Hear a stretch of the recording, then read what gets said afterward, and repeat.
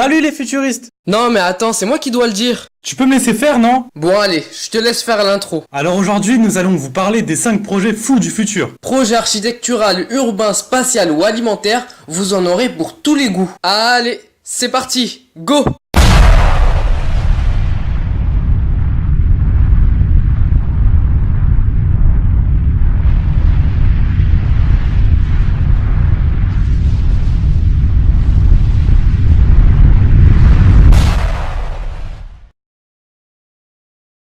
Wow! T'envoies du lourd dès le début! C'est le pari du futur, non?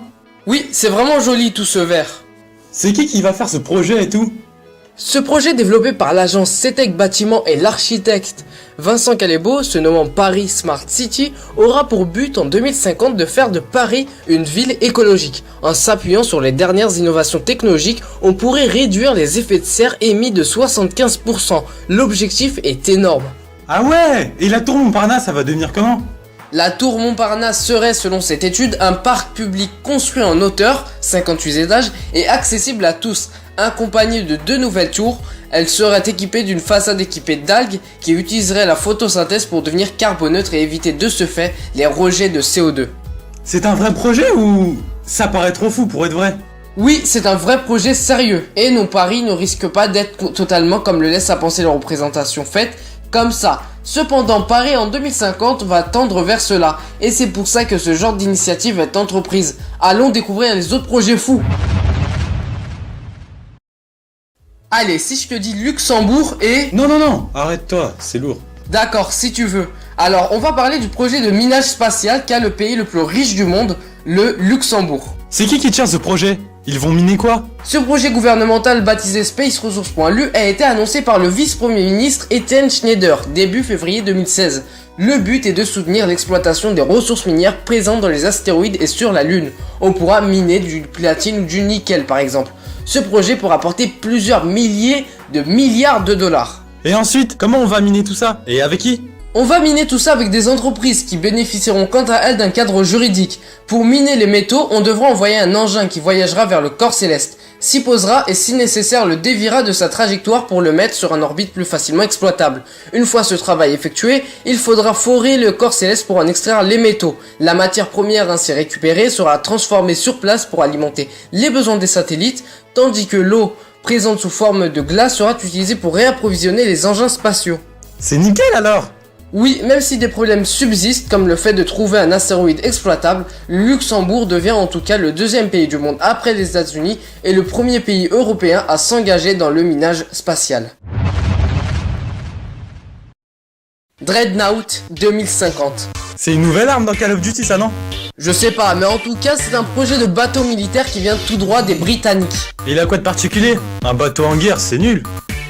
Ce bateau qui, même si en l'état actuel des choses n'est que virtuel, pourrait très bien être une réalité en 2050 ou avant. Il n'est pas inutile, il est vraiment futuriste. A commencer par le fait qu'il est extrêmement résistant grâce à une coque en composite employant notamment du carbone et de l'acrylique, avec un revêtement renvoyant la lumière, ce qui permettra de rendre le bateau invisible. Le bateau disposera de réacteurs à fusion nucléaire pour assurer sa propulsion. Les radars ainsi qu'une partie de l'électronique seront sur un drone aérien, ce qui pourra permettre d'accroître la détection. Enfin, cerise sur le gâteau, le bateau est équipé d'un laser, d'un canon électromagnétique à très longue portée avec des balles dirigées d'une portée de plusieurs centaines de kilomètres. Toujours inutile le bateau? Ah non, c'est chaud! C'est un Terminator version bateau, sérieux? Allez, parlons d'un projet un peu plus écologique.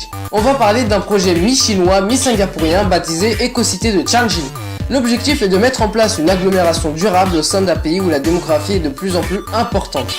C'est quoi la différence entre un chinois et... Pas de blague raciste. Pour la peine, je te fais disparaître. Tu réapparaîtras dans le prochain. Oh non! Allez, pour une fois, on est tout seul et tranquille.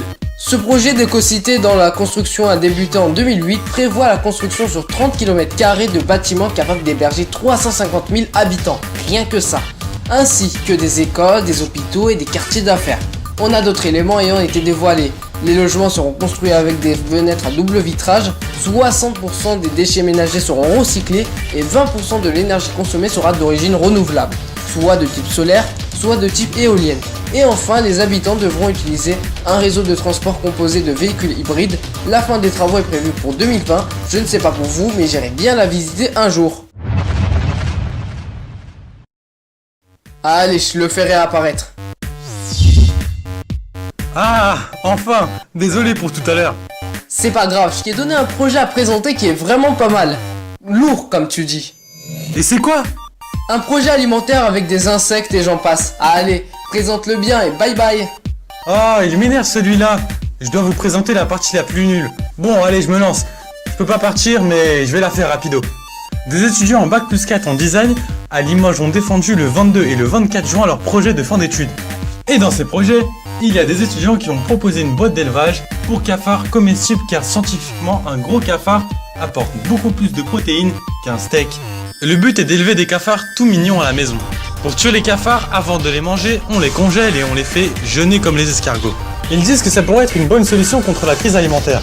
Moi, en tout cas, je sais pas pour vous, mais moi ça m'a dégoûté, j'ai envie de vomir. Si vous avez aimé notre vidéo, n'hésitez pas à liker et partager. Vous pouvez vous abonner à notre chaîne YouTube où nous parlons donc de futurologie. Sur ce, je vous dis à très bientôt et portez-vous bien.